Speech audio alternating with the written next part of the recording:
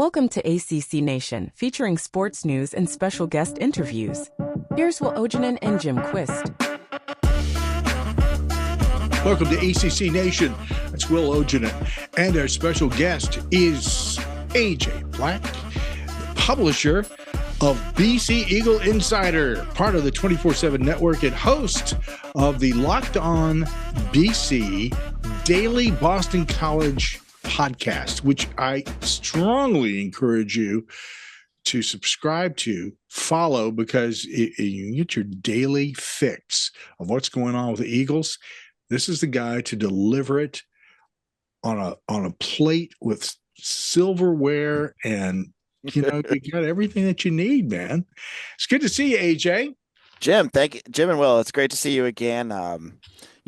It's fun to be here in the spring, winter, whatever you want to call it now. I mean, we'll call it winter. Talk BC sports. Yeah. Oh, well, there's a lot of stuff going on. I was looking over a lot of the things that you've been posting lately, and it's like football, ice hockey, which is there's a game going on. The Bean Pot is going on between Boston College and Boston University as we speak.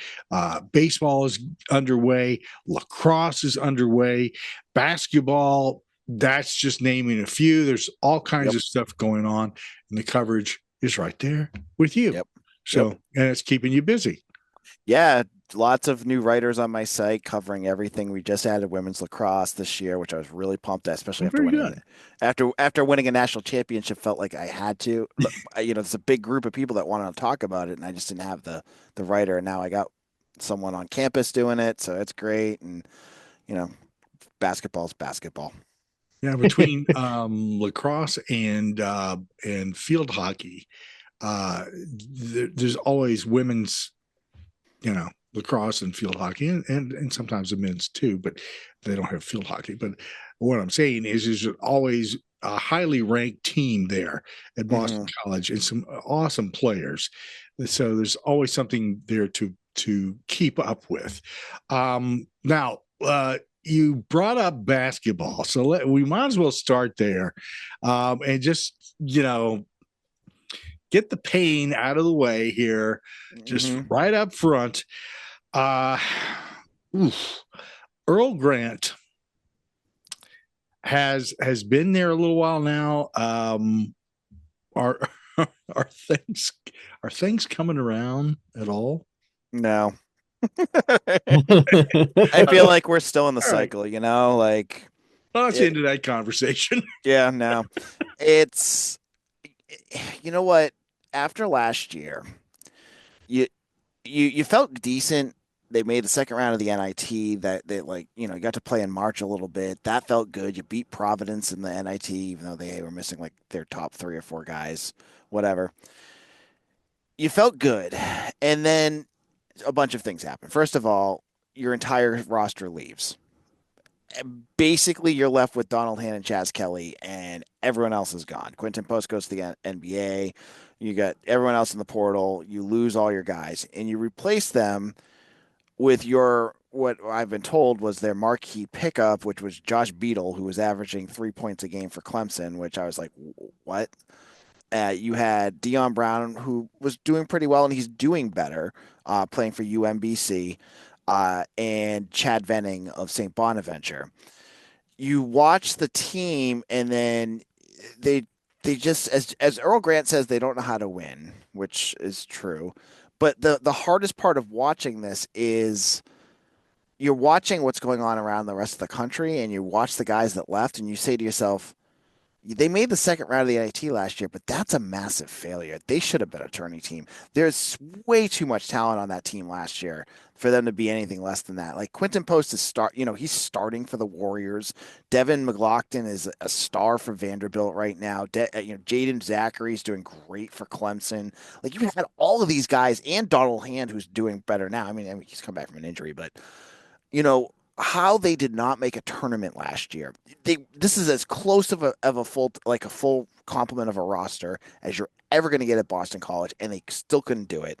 So that to me is frustrating because now you look at it and say, your season that you thought was a success last year was a failure. This year is just falling apart because they just can't win. And yeah, okay, so you're going to look ahead, and the way that the portal works now is like, oh yeah, you're going to build it around Donald Hand.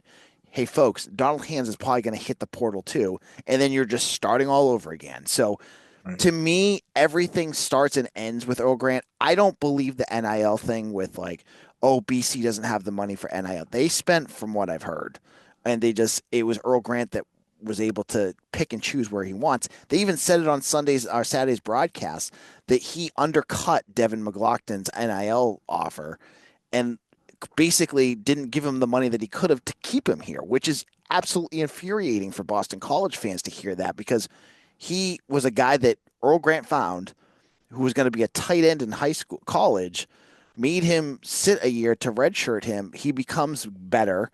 Now he's really good, and you lost him because you didn't want to pay him.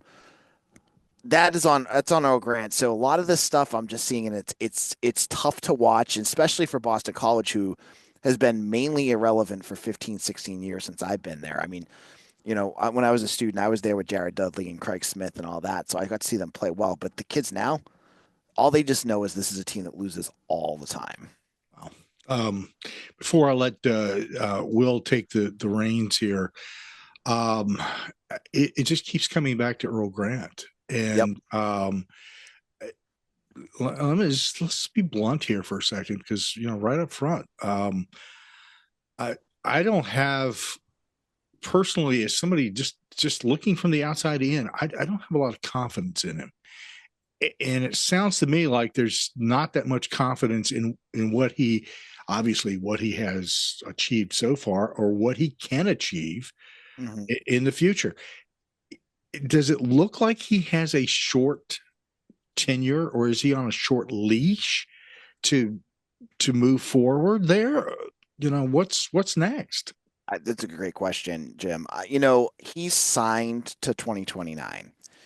That being said, there's a few factors for this being Boston College to think about. First of all, everyone jumps at that, but that's recruiting talk. Every coach is going to have 4 years, because you're not going to sell a school to a recruit if you're saying, well, he's out at 2026. Right. You have to have those 4 years covered. So that's what's going on there. The biggest question is, what's his buyout number?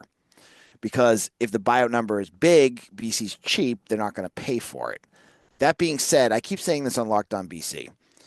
With this new deal that's going on with ESPN, the one that got extended to 2030, it's the same deal, but there's, a lot of talk about that 2031 might be a date that they're going to be able to sneak in so that Florida State, Miami, and Clemson can hit the door and try to get in with the SEC and Big Ten. BC has...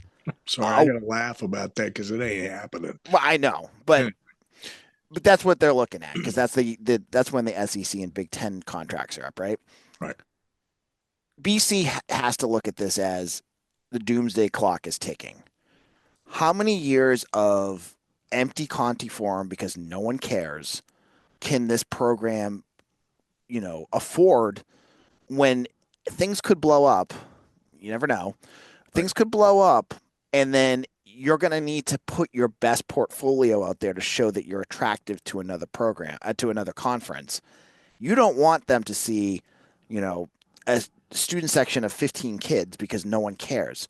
So Blake James, the AD, he's a smart dude. And I've been impressed with the hires he's made with it, whether it's Bill O'Brien or Todd Enterdonato for baseball, who came from Furman, or Greg Brown for hockey. Yeah, I mean, he was more on Pat Kraft, but there's been another couple hires that he's made. Dana Torres, who is a U.S. gold medalist, runs our swimming team now. Like, he's made some good hires, and basketball has to be an albatross around his neck. And so my thought is he has to understand that he needs to get BC into the right atmosphere to if things do change, that another good conference is going to want them, so they don't get left behind. And right. B, there's money to be made here. Like, you put a good product out there, BC fans will take. This is ACC, so we're not talking hockey, but hockey, you had kids waiting at 9 a.m.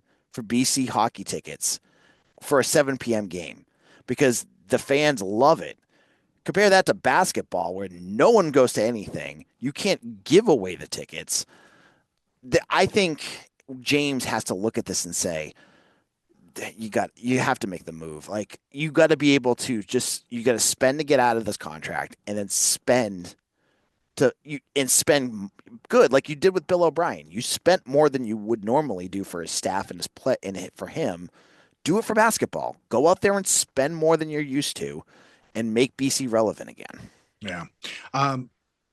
We'll circle around on that again and also talk a little bit about what realignment is going to look like in a couple of years, because I have some ideas here. It's not going to be what people think. In fact, I think it's going to be pretty drastic.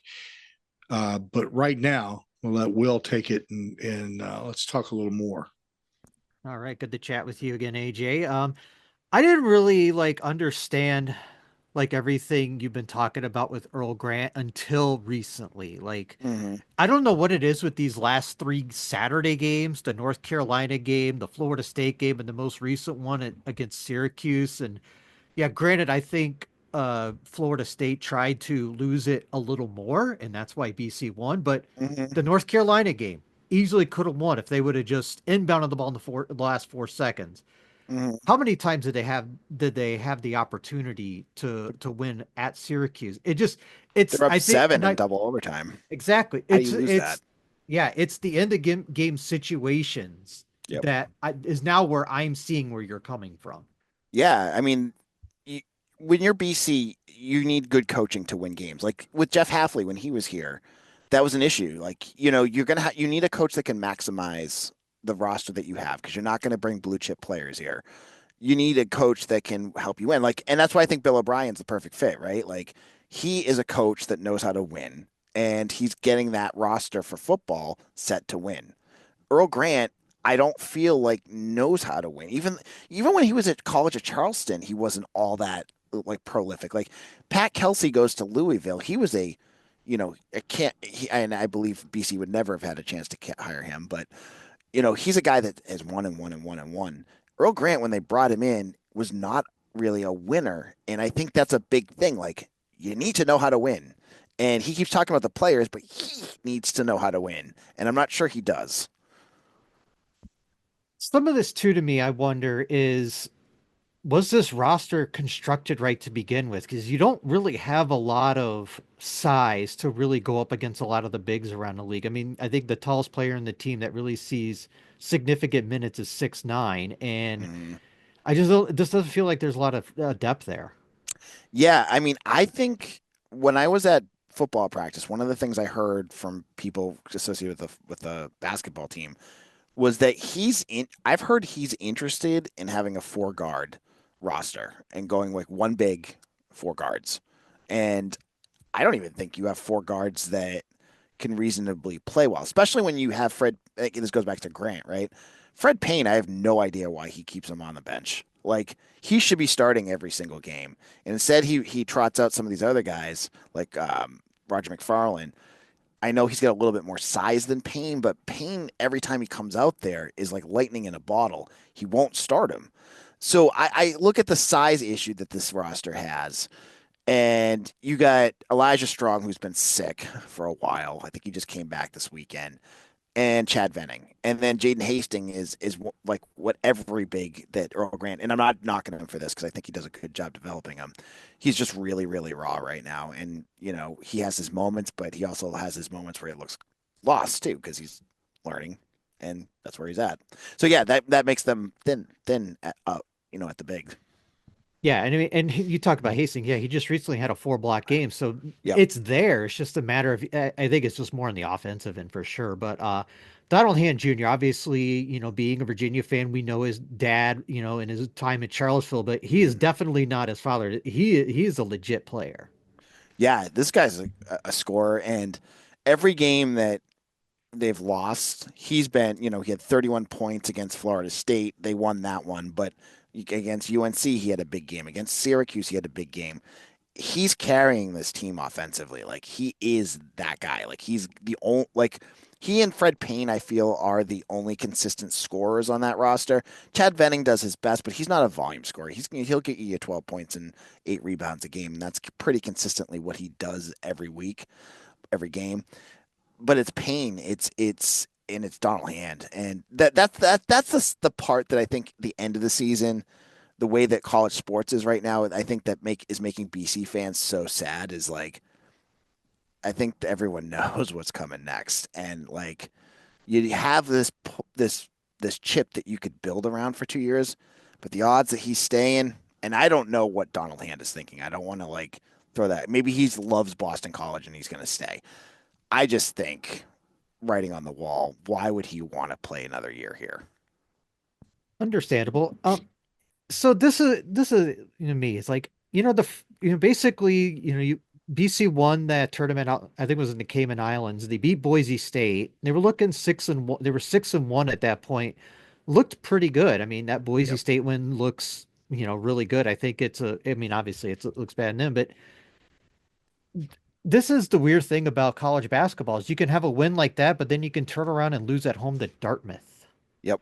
And it just feels like it just kind of snowballed from there. And BC fans and just the feel around the program. It's those bye game losses are just ingrained into our schedules now. It just happens every year. Whether it's UMass Lowell, they've lost to Hartford, they lost to Albany, I think was last year. They lose these games and it just takes the complete sales out of everything, right? Like you're saying, like you had this good momentum out of the Cayman Islands Classic. You beat Boise State, you played well, and then you let Dartmouth score I think they had 16 3-pointers. They could not stop him. And it goes to why the fans just don't buy into this team and this program is because there's never any consistency here. You have a good moment and then it's followed by just the worst feeling of being a fan that you can think of. And so no one cares. And so, the play is there at times. And you know what? Credit to Earl Grant. I do think he's right when he says that this team needs to learn how to win. He's partially right there. They're playing extraordinarily hard right now for a team that as you mentioned, I don't think has a ton of talent there. They're playing really hard and they're staying in a lot of these games. And that's more than I expected.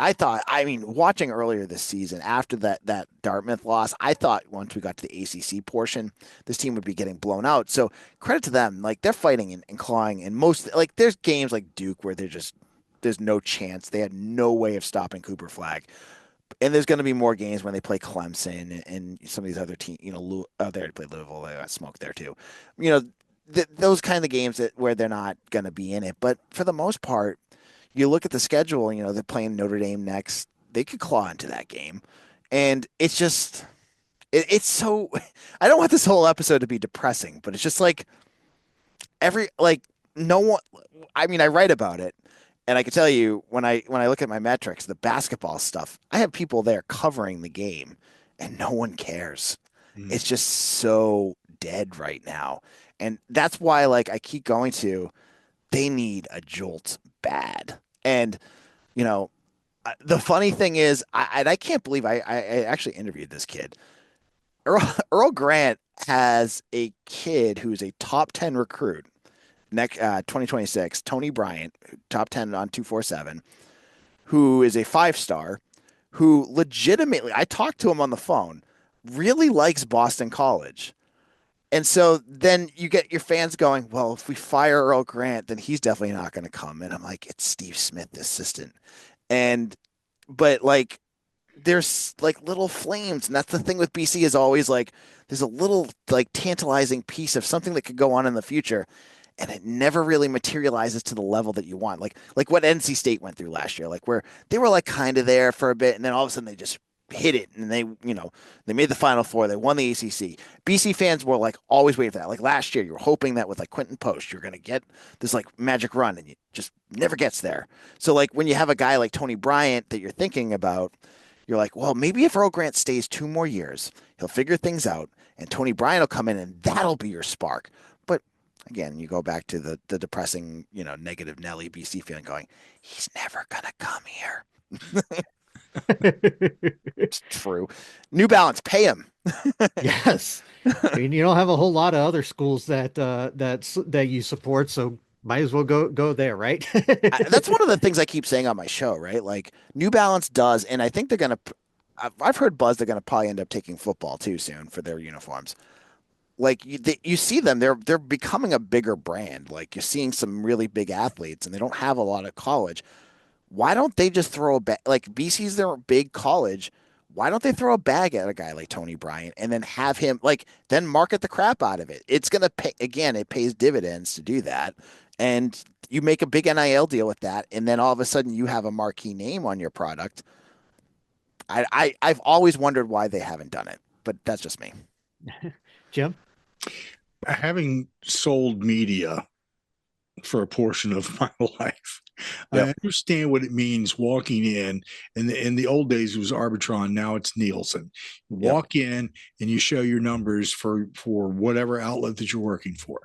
Yep. You show that to your client. Client looks at it and goes, well, hell, nobody's listening, so why should I buy that? Mm-hmm. Here's the thing. Here's the mindset that what you're talking about should occur is that here's an opportunity for a company to walk into the Boston market, folks. Ding, ding, ding, ding, ding, ding. Yep. And make something happen at a good price. Yep. And to help that thing build momentum. And believe me, you will get the exposure and more bang for the buck than you could ever imagine. So yep. I'm trying to sell you guys. And I think that is the way I would approach it. It's very simple. It is an opportunity that if you load that team up and you make something out of it, it is going to grab the headlines. It will be the first story on television and radio and in the newspaper, etc. Yep. It will grab headlines across the rest of the ACC. But if you're doing what you're doing right now, nobody's going to talk about you. Nobody's going to care, just like what you're saying, the students not. Right. Now, I want to see what your reaction is to what I'm about to say. And I've never shared this with Will, but I've been doing a lot of research and looking at this new media package between ESPN and the ACC. Looked at all of the other networks and really been doing some digging. And I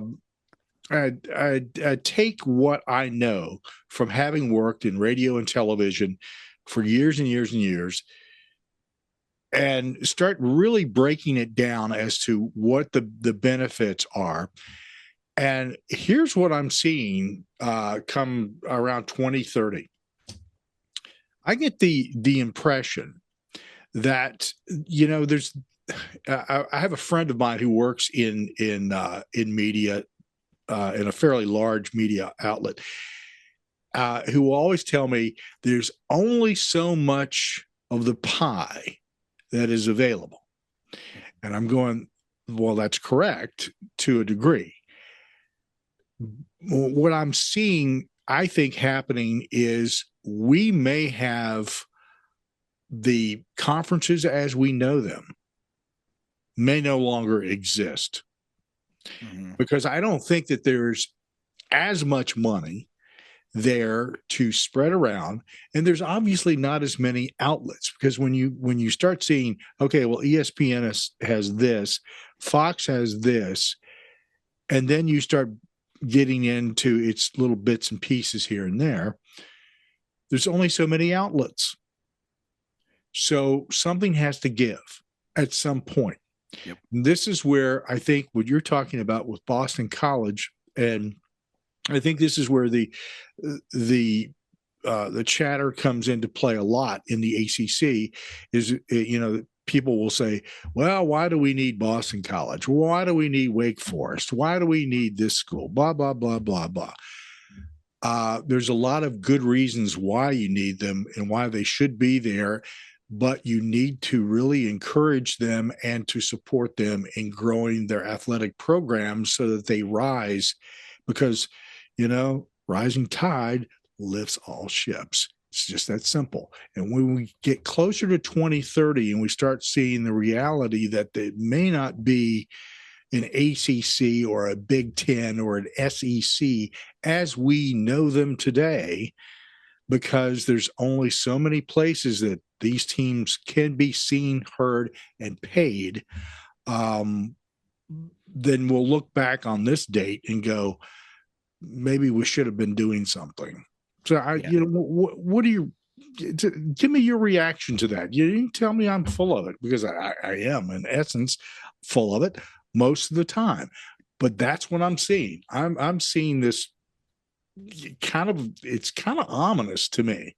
Mm-hmm. A little scary. Yeah, I mean, I totally agree with you. It sounds like it's like dog eat dog, right?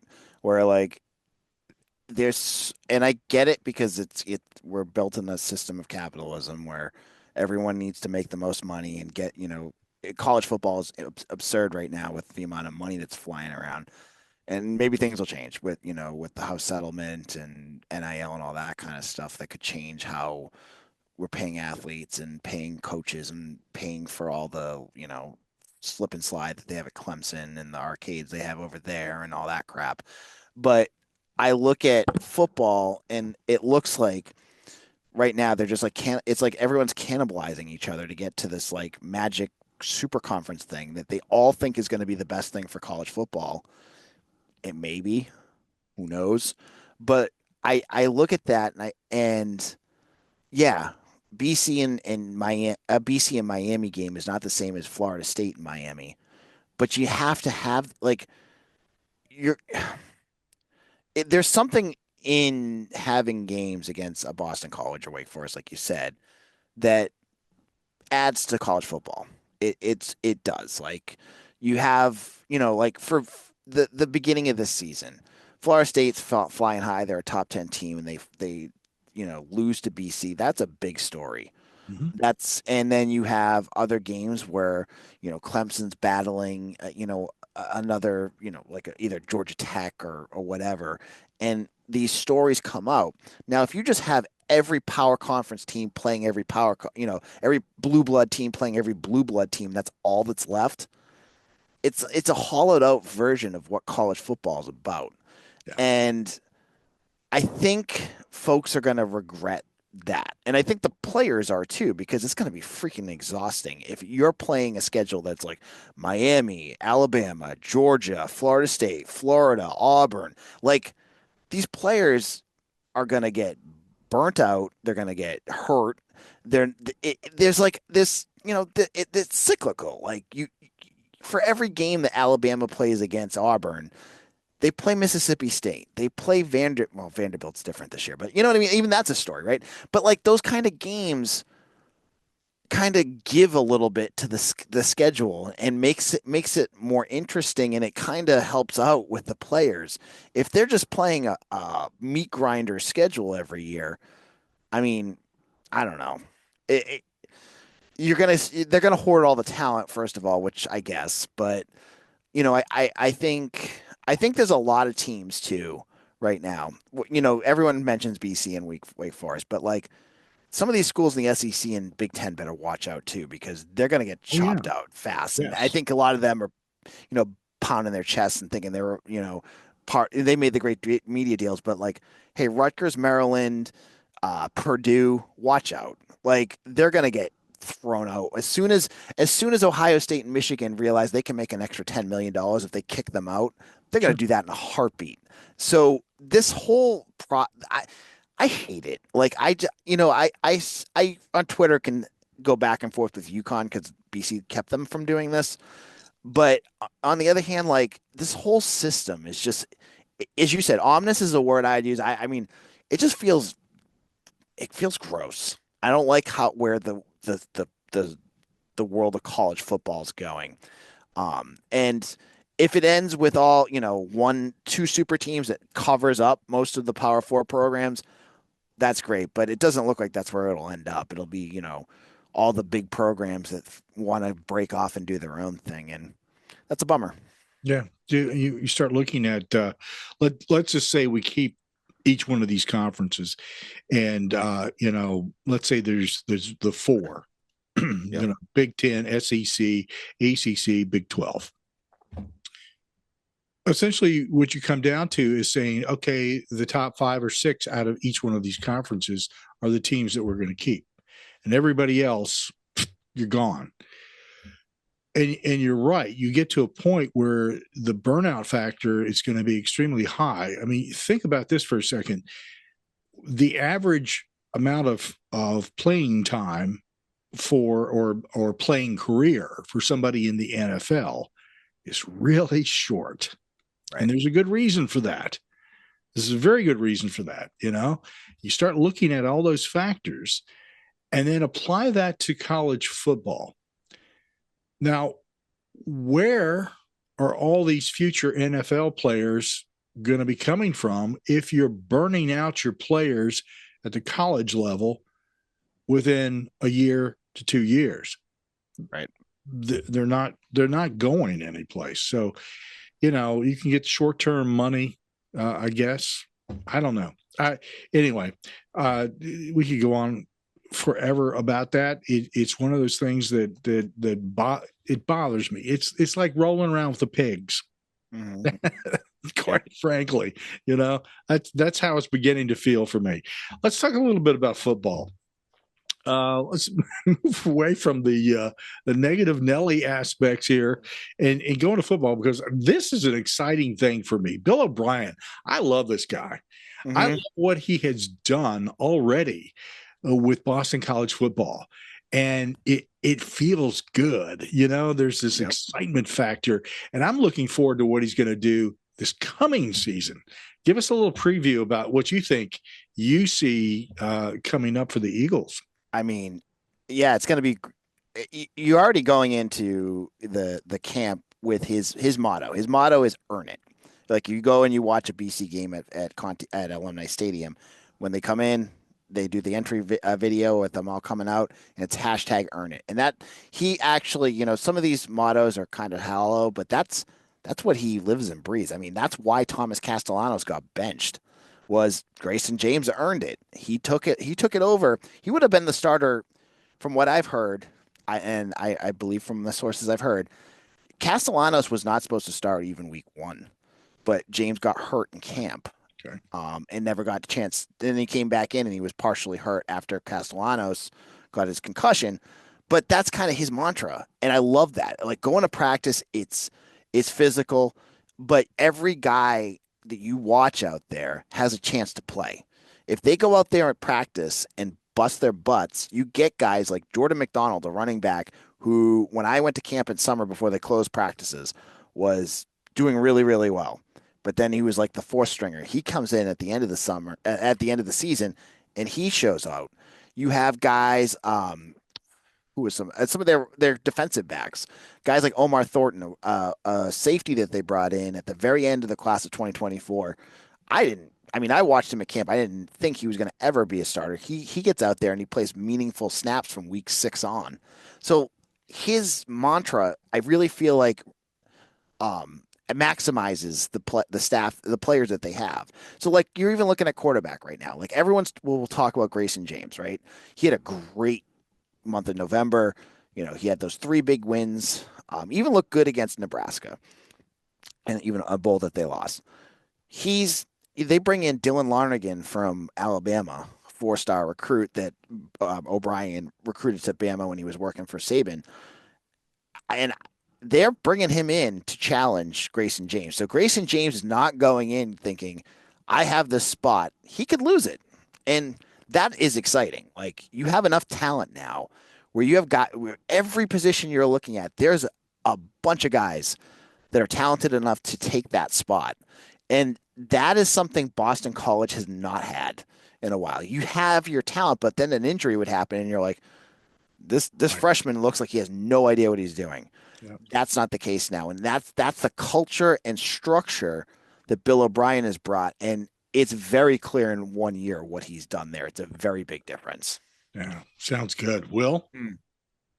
Yeah, you can tell just the difference of last year's Boston College team because I think there was only one real game where I think they were really out of it, and that was the Virginia Tech game. Otherwise, they were in pretty much even the Missouri game at I think it was at their place, or it was like a one score game. So Yep. they were competitive, and in I think if you're a Boston College fan, you got everything you wanted out of last season personally. Yep. And And I would have never thought Castellanos would have been benched. Like that was a stunner because like you watched the year before, but he struggled, and hmm they did what was best for the team, as Bill O'Brien kept saying, and hmm he did it. And that's credit to him that he's a coach that's not gonna just pick a guy because he's a guy. He's gonna go with what helps his team win. Yeah, and I mean, Castellanos was probably a better fit under the old regime, anyways, Yep. and James is probably a better fit for what Bill O'Brien and his staff want to do. So it just makes perfect sense. So I think the one thing that really stands that I'm interested in is it seems like he already had a good start to his first recruiting class in 25. He picked up a four-star defensive lineman who looks like he's gonna help fill Donovan Ezeraku's shoes. So what can you tell us about this kid? So that's Sterling Sanders. He was a flip that they landed from Georgia Southern. He's actually an interior, so he'll be placing for Cam Horsley, who went to the NFL. He's like 6'4", 330 pounds. He's a big kid.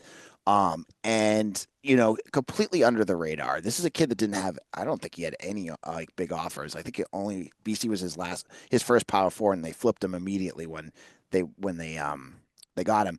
So Hudson Standish, who works with 247 with me, he's a national guy, got to see Sterling Sanders at the East West Shrine. No, it's a Shrine Bowl Carolinas, I think is what they call it.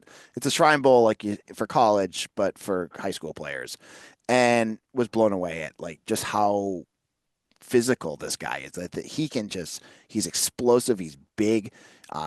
He's a black hole in the middle of the defense, and so he's enrolled early. He's already at school, and he got his 4 star. School wondered why 247 took so long to give that to him, but I think he was one of the guys I list when I did my list on 247 of freshmen I think could play right away because they got some decent talent at defensive tackle, but I think will be right up there with them. So maybe a good camp, a good summer, especially that he's there early. He's going to get himself in college shape pretty quick. If he's that explosive as he sounds, he could bump up and play pretty quickly. So one of the players on the skill positions, Turbo Richard, obviously he has one of the best names in college football, but he Mm-hmm. did have he was there was a logjam at running back, but the most of the competition graduated. But I mean, obviously, I don't know if it's going to be his job fully because a lot of schools will have committees now, but just in general, the skill position, you can throw wide receivers. Do you think there's going to be an upgrade this year? Yes, I think Turbo. Like I like Kai Robichaux, who graduated last year, and Trayshawn Ward was interesting because he played a lot when Castellanos was the quarterback. Then Grayson James came out, and I think he got banged up. They never said that, but I think he got banged up, and they really didn't do much. So now they get these young guys. So you guys, as I mentioned, Jordan McDonald before, but Turbo's going to stay healthy. That was a big issue with him last year. He got hurt in camp at least twice, then got hurt during the season. So he missed a lot of time, but every time he was out there, anytime he touched the ball, like he had a 50-yard screen pass against Nebraska that was explosive. I expect BC will go more with the running backs by committee. They don't usually. I get the sense with O'Brien, he likes to like spread it around. He's got 2 good freshmen coming in too: Mackay Dodd from Catholic Memorial, Massachusetts, and Bo McCormick, who is Massachusetts all-time rushing leader. Um, Rushed quite a bit coming in too. But Turbo is a lot of fun, and I can't wait to see what he does with a bigger role. In terms of the wide receivers, you got Lewis Bond back. He's back for his 4th year. And Reed Harris. Reed Harris, I think a lot of folks might have seen more of at the end of last year. He came in as a quarterback. He's 6'5", 6'5". He's from North Dakota. North Dakota. Yeah, I was gonna say I know he's out in the West somewhere. And he did not, he came in as a quarterback. They moved him around. Jeff Hafley used him as a tight end. Even Bill O'Brien used him as kind of an inline tight end too. And then at the end, they realized this kid can catch the ball. And he was featured twice in ESPN in consecutive weeks on Randy Moss's Moss segment where they have like the big catches of the year. He had two like crazy catches. And so he's really turning into something, and I think he's going to be a really good offensive weapon next year. I see it right now. Yep, 6'5". Wow, 6'5". from Yep. Montana, but Montana. There we go. I knew it was that's up okay. there. Somewhere out that way. Yep. Jim. Yep. Heck of a schedule coming up this season. Man, I was sitting down going through it prior to us talking, and I'm just going like, oh my God, it is absolutely loaded. But the thing is cool again, is that we're talking about the differences that Bill O'Brien is making and how he's building his team. And as you point out, AJ, you do have that next man up. And the talent, the experience, the depth is there, and you bring in all these big boys in to do stuff, and some very talented people at other skill positions. I think this team has for me, and we'll see as time goes on.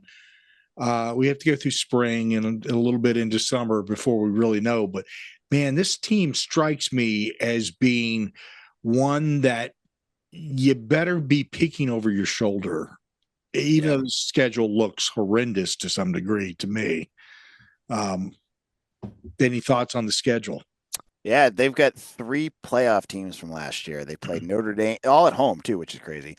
Notre Dame, Clemson, and SMU. Obviously, Notre Dame and BC have a rich history. BC has not been competitive against Notre Dame for about 15 years, so that would be, especially given that they just made it to the national championship game. That's going to be a big matchup there. Clemson, obviously, BC, they're hit or miss how they play Clemson, and they battled hard against SMU in Dallas last year. It came down to a last failed drive by BC. Grayson James just couldn't get it out. And they were right there with them. They were I think they were the closest team in the ACC to battle SMU last year.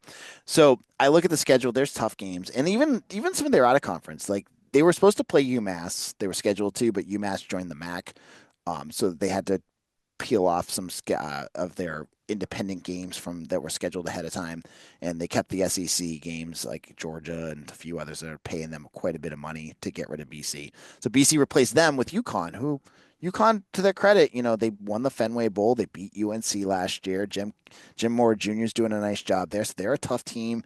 You got Michigan State on the road. It's a tough schedule, but I think with Bill O'Brien, every game that BC plays, as long as they have the talent there, they're gonna be well coached and in it. They're not gonna be an easy out anywhere. One thing I do want to bring this up kind of as a last note, at least for me, is I was looking at the stats from last year, and it's impressive. If you take the time to go to for those of you who are big into stats, go to theacc.com and look up football, and then go to stats and start looking at the stats for Boston College. You start seeing things on here that just kind of will blow you away, that you would not expect. Things like number 2 in interceptions, number 5 in defensive scoring, number 5 in rushing defense, number 3 in offensive efficiency. You start getting into that, and you start going, I don't remember seeing that team play. But you weren't paying attention. That's why. Mm-hmm. So that's why I'm saying there's a difference between last year's team, which performed well statistically, and what is going to be on the field this season. So those stats are leading me again to believe that this is a team to keep an eye on for 2025. So, yeah, I mean, the big question, I think, whenever anyone mentions BC next year, is how do they replace Donovan Azaraku? Like that he was all the defensive statistics you mentioned, like other than interceptions, even interceptions, it's because he's in the quarterback's face. Yep. Can they find anyone to help with that? Because you're losing 16.5 sacks and the defensive edge rusher of the year, and that's tough. Big loss.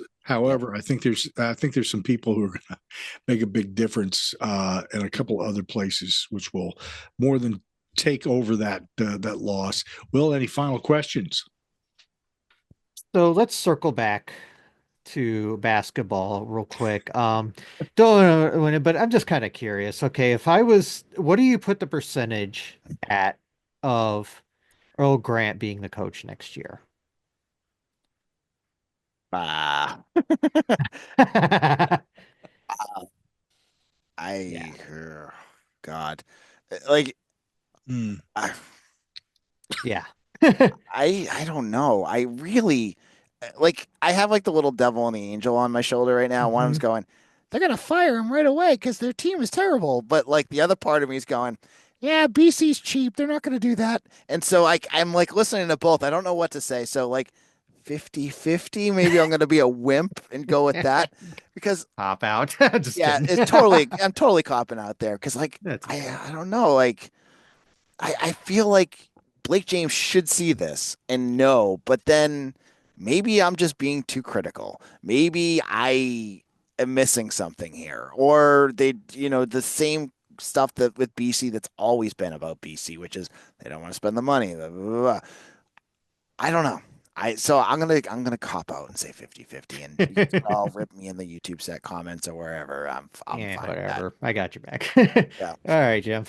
Just pass along if he or any of the supporters are listening. It's just as we always remind people, it is no longer athletics. It is a business, and if you don't operate it like a business, you are Yep. going to fail miserably.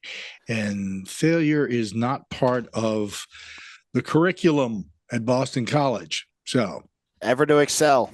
there we go. See? I know. AJ Black, the publisher of BC Eagle Insider, part of the 24/7 network.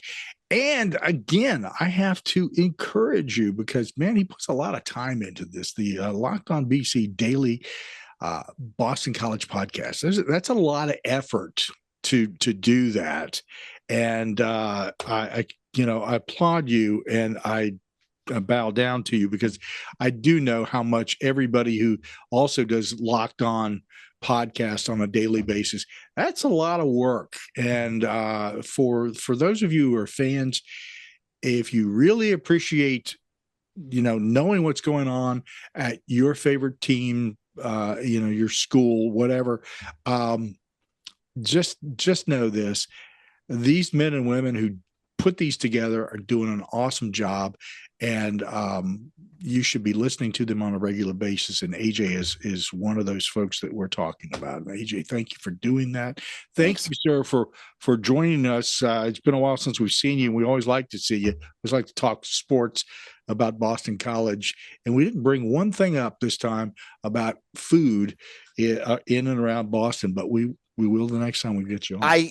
You know what, Jim? I even put on my Tuckerman's Brewing hat because I thought Will might ask me about it, but all no. right, Will. We can't let him go without you asking the question. Tell us about Tuckerman Brewing. So my parents have a place up in North Conway. It's in North Conway, New Hampshire. So if you ever go skiing up in New Hampshire, that's around there. They make an amazing pale ale. It's my favorite. It used to be my beer of choice when I went skiing when I was younger. But they've redone their whole brewery. It's awesome. They've got like bands outside. They got an outside veranda. And during the summer, they got a brick oven pizza, which makes amazing pizza. So I bring my kids there with like games and stuff. Good. Their offerings for beers are pretty good. I usually just stick with the pale ales now, but they've got like a Rock Pile IPA that's really good and a 50-cent hazy IPA. They've got good stuff. I'm a big fan of Tuckerman's. All right. So I got a question. Do they do a stout? They do. Oh God, what the heck's the name of it? They do. They do. My dad loves it. I'm not a stout person myself, but I am big stout. It's a once in a while thing for me. Yeah. Like, I don't know. I'm thinking about the brick oven pizzas, which are always phenomenal. I love a brick oven pizza. Yep. And the name of this place and where it's located again? So Tuckerman's, it's named after a famous trail on Mount Washington up in the White Mountains.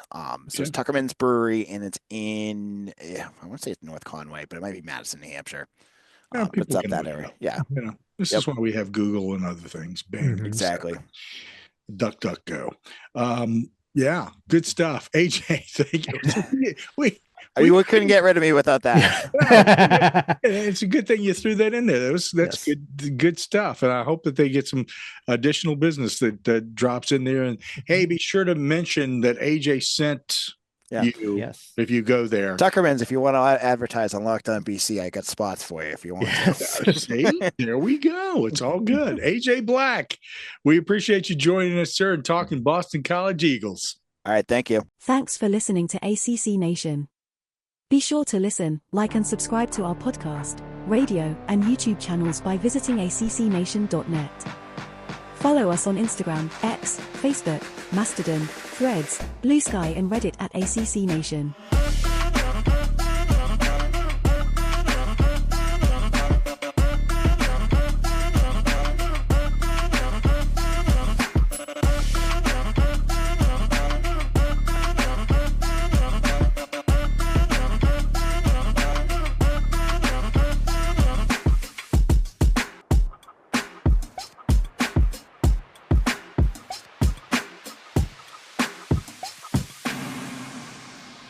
ACC Nation.